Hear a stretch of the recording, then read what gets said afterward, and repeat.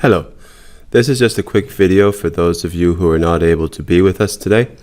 I wanted to go over some of the things that we did just so that you get a sense of what we covered, and hopefully that clarifies some things.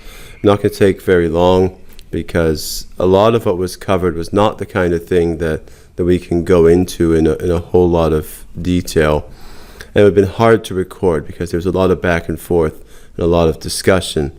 The benefit of it would really have been had if you were in class. And I realize you would want to be that, and I'm sorry you weren't able to be. But these are the cards we've been dealt, and we just need to play them the way we can. So we of course started with the vocabulary quiz. The vocabulary quiz is formatted a little bit differently, and it gave us the opportunity to talk for a long time about the nuances of the vocabulary words. And so we worked through those at quite some length. And between taking the quiz and grading the quiz, we spent about an hour on that. And the reason why I devoted so much time to that is because I wanted the opportunity to talk quite freely about how important vocabulary is on the AP language exam. The AP language exam is weighted very heavily towards vocabulary understanding and utilization. So you'll often be given passages from the 16th and 17th century, 17th and 18th century actually, that have a lot of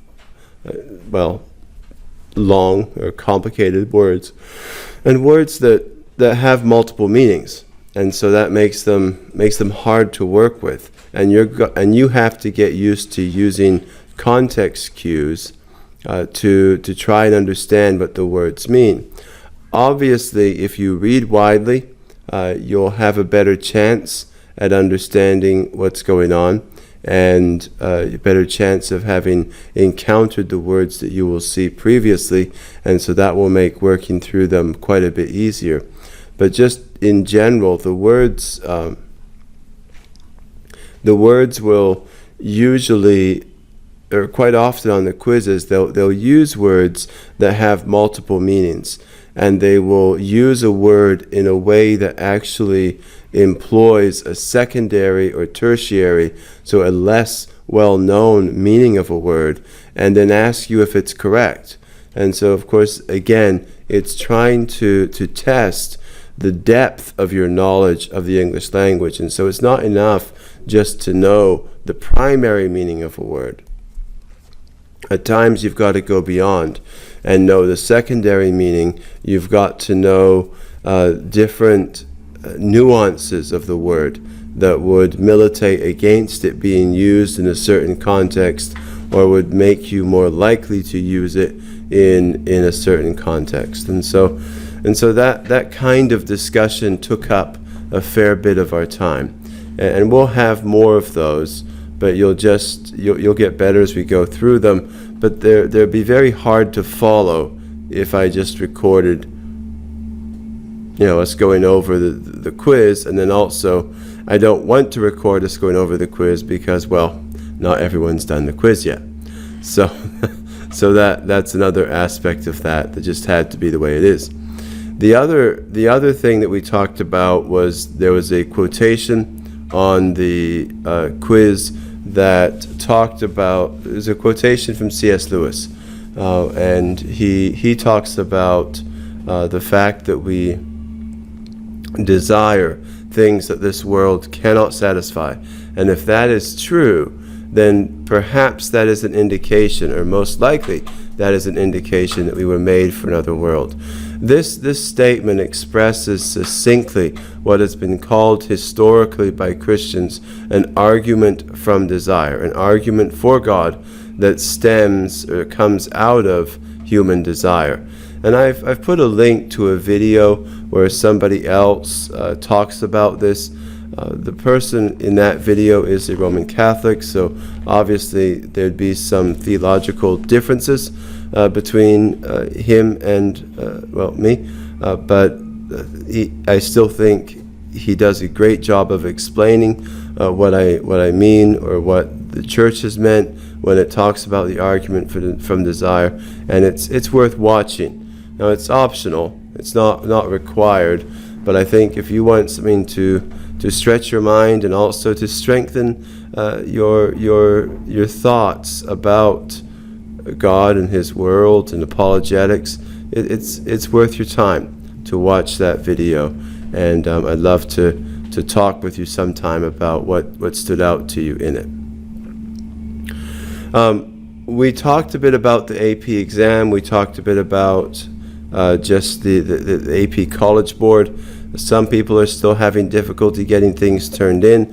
I'm just asking that everything on the AP College Board be turned in this weekend. If it's not turned in this weekend, I can't really give it a grade above a 0, because you've had plenty of time to get to work on those. There's a couple of you that your work is not showing up as completed, specifically with the free response questions. So this is the essay on Jeremy Lin, and your response to that for some reason has not been submitted properly, and so I cannot see it to grade it. I just ask that you please take care of that so we can get that finished off. We talked a little bit about the article by Jeremy Lin, and just the article about Jeremy Lin, and just the assumptions that underlie that article. It was obviously not written by a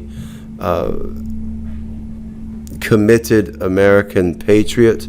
This is a person who is angling very heavily for a multiculturalist perspective, and you see that through the work. Nothing critical is meant when I say that, just that it's important to recognize people's perspectives. This is not a person who truly values the uniqueness of America or Western culture.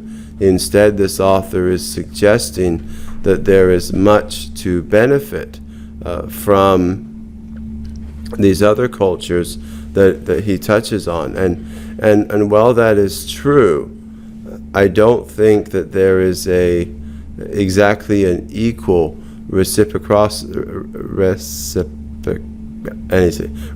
relationship there. Speaking of vocabulary.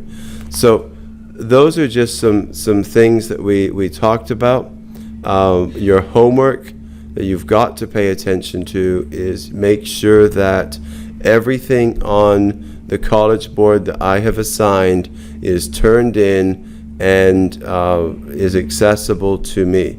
Make sure you've watched all the videos, and make sure that you take the quiz. This is the new homework. I will be setting up a new quiz on there. Make sure that you take that, and that's really it for homework. So a much lighter weekend for homework. I am going to try and have all of your work graded and back to you.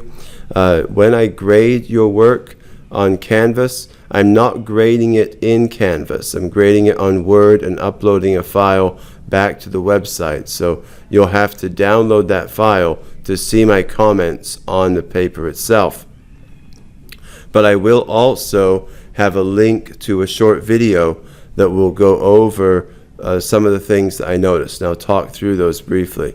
So please make sure when I send you those links there in Canvas that you actually watch the video. So that's important. I don't want to waste my time giving feedback that nobody ever sees. All right, please let me know if you have any questions. That's about it, and bye for now. Have a blessed weekend.